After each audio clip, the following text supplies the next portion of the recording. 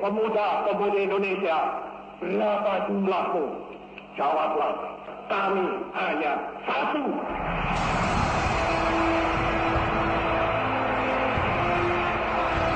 Hei pemuda-pemudi, hei seluruh rakyat Indonesia, mari kita berjalan terus dengan alat, antara lain alat persatuan Indonesia. Satu bahasa, satu tanah air, satu bangsa Indonesia. Bersama-sama kita melanjutkan revolusi ini. Bersama-sama kita mensukseskan ini. Kita bertujuan bernegara 1000 windu lamanya. Bernegara buat selama-lamanya. Sekali merdeka, tetap merdeka.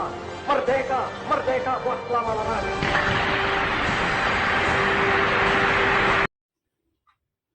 Assalamualaikum warahmatullahi wabarakatuh. Halo semuanya, perkenalkan nama saya Adinda Ramadhani dari kelas 10D dari SMAN 4 Batam. Di sini saya akan mempresentasikan secara singkat hasil makalah saya yang membahas tentang Bapak I.R. Soekarno. Bapak I.R. Soekarno adalah Presiden pertama Republik Indonesia. Soekarno yang biasa dipanggil Bung Karno lahir di Blitar, Jawa Timur 6 Juni 1901 dan meninggal di Jakarta 21 Juni 1970.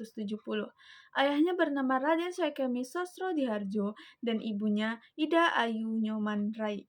Semasa hidupnya beliau mempunyai 3 istri dan dikaruniai 8 anak. Dari istri Fatmawati mempunyai anak Guntur, Megawati, Rachmawati, Sukmawati, dan Guru. Dari istri Hartini mempunyai Taufan dan Bayu. Sedangkan dari istri Ratnasari Dewi, wanita turunan Jepang bernama asli Naoko Nimoto mempunyai anak Kartika. Masa kecil Soekarno hanya beberapa tahun hidup bersama orang tuanya di Blitar.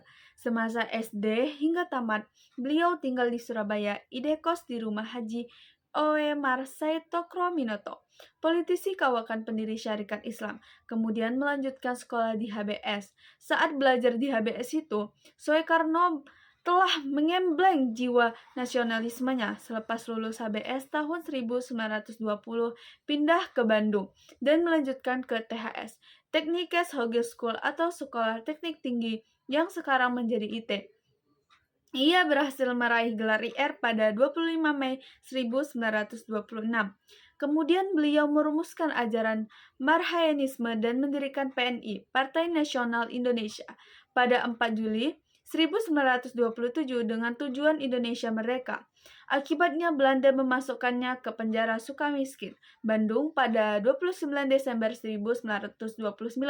8 bulan kemudian baru disidangkan. Dalam pembelaannya berjudul Indonesia Menggugat, beliau menunjukkan kemurtadan Belanda, bangsa yang mengaku lebih maju itu. Pembelaannya itu membuat Belanda semakin marah sehingga pada Juli 1930 PNI pun dibubarkan.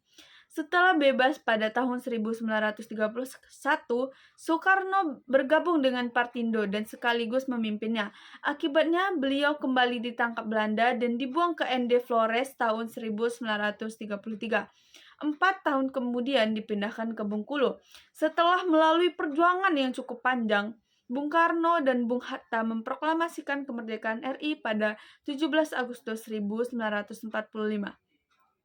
Dalam sidang BPUPKI tanggal 1 Juni 1945, IR Soekarno mengemukakan gagasan tentang dasar negara yang disebut Pancasila.